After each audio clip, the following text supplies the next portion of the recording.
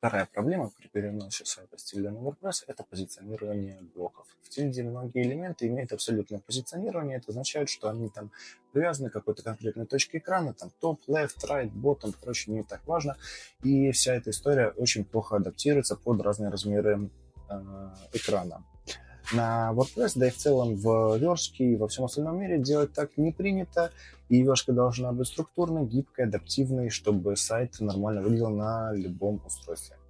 И поэтому программистам при переносе сайта с тильды или любого другого конструктора сайтов нужно переверстывать весь сайт, разделять его на компоненты, использовать методологию BEM, чтобы потом можно было сайт собирать по кирпичикам, расширять и поддерживать. Но если видео было полезным, подписывайся, ставь лайк, пиши комментарии. Всем пока.